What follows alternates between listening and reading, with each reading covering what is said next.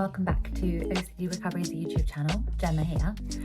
I wanted to talk today a little bit about the things that really kept me stuck.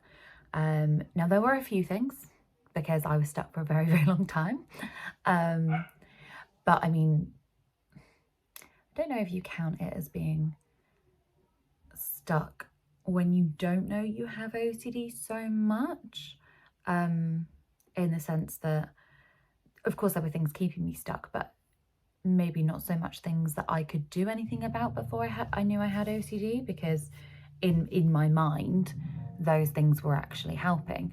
Once I knew I had OCD, however, that's when I really became accountable for still doing these things. These are things that I knew I was doing and I knew were hindering recovery, but I chose not to stop doing, rather than the things before that I had no idea. I just thought, I'm seeking some reassurance. I didn't even see it as seeking reassurance. I saw it as, talking to someone about how I was feeling, which we've always been told that we're supposed to do as a society. So I hadn't quite realised at those points that the things I was doing were hindering my recovery. However, once I knew things were hindering my recovery, that's when I really became accountable for it. So if you're watching this video, the chances are you either know or suspect that you have OCD, and therefore those things that you're doing are hindering your recovery.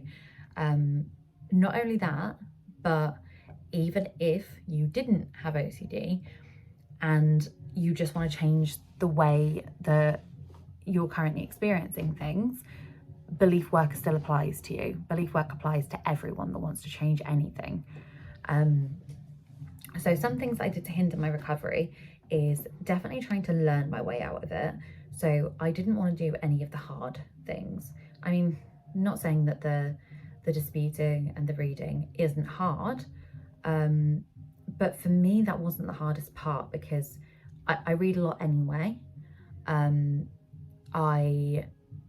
Things like disputing and stuff came relatively easily to me as well. Like, I was always able to think of quite good arguments for things. The thing that I really didn't want to do was exposures. I was terrified, which is the idea of an exposure. You're supposed to be terrified. But I put off exposures for such a long time because I just thought, there's no way I can do exposures because I'm going to do something, I'm going to lose control, and my worst case scenarios are going to come true. So for me, exposures just aren't going to work because the risk is too high. What I've just said might sound familiar to you, and that's because we all think exactly the same thing, which is the risk is too high for me. Maybe if I had this theme, or maybe if I had this theme, it wouldn't apply. But there are people with that theme that are thinking the same about your theme, because we all think the same. We all think that the OCD that we're experiencing is more extreme, or the risks are higher, or if something were to go wrong, then it would be so much worse. But OCD is tailor-made to us. We're all thinking that the worst thing is our scenario. Otherwise, we would have a different scenario, because it's tailor-made to us. It's going to go for the things that we're the most scared of. That's the whole point. So looking at yourself as an exception to the rule is definitely not helpful. Again, something that kept me stuck. Well, I'm the exception to that rule, because if I don't pay attention to what I'm doing, this has some really bad consequences. Again, but that's what everyone is thinking. No lifestyle structure definitely kept me stuck. I really did not want to implement anything. In my mind, I'm going through enough as it is. I do not need to make life any harder for myself. If I can just get up in the morning, make sure my daughter goes to school, go to work, come back from work, and that's it. If I can do that, then go me. But implementing anything else felt extremely difficult, because I just had that belief, no, it's already too much. I can't possibly do anything else, because then it will be way too much.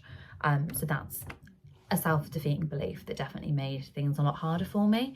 And I would I'd also, because of that exact belief as well, with my life structure, I would like wake up at the absolute last minute I possibly could, and I was like sometimes not having a time to get ready, and I was running late because in my head what I needed was I needed sleep, I needed peace, I needed quiet, I needed to try and just make sure things were as easy as they could possibly get. It was only when I started to actually make myself feel uncomfortable that I began to feel more comfortable, which is a paradox, but one that makes a lot of sense.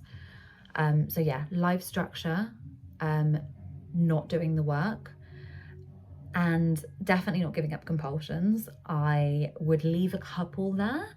I would think, well, you know, as long as I'm not doing loads of compulsions, as long as it's, you know, just having a breakdown to my mum once a week, or as long as, you know, I only do this thing if it gets really bad, like if only if it gets to the point where I feel like I absolutely cannot handle it anymore, will I do this thing. But by doing that, and by having it in the back of my mind that if it gets to a certain level, I'll do it, I was putting this self-limiting belief on myself. I was saying, this is the level of anxiety that I'm prepared to reach. Anything over that is too much. So every time I got to that level, I would do a compulsion, because in my mind, I'd said, here's my limit, anything more, too much. Whereas when I stretched that limit and I went, okay, I'm at my limit now, I'm going to keep going. I'm not going to do that compulsion. I'm not going to avoid anything. I'm going to keep going. I would keep pushing that belief higher and higher to the point where there was no barrier anymore. There was no thing that I had to stop at. It was just a case of, I will experience anything, absolutely anything that comes my way, and not do a compulsion. And that's the level you need to get to, of I would rather drop dead right now than do a compulsion. And it sounds extreme, it really does. However, that is what leads you to recovery. I hope you've liked this video, guys, and feel free to pop a comment in below if you have any suggestions for videos that you'd like me to do. And if you're interested in OCD Recovery's one-to-one coaching services, please do contact Phil at ocdrecovery.com or send him a WhatsApp message. Thank you.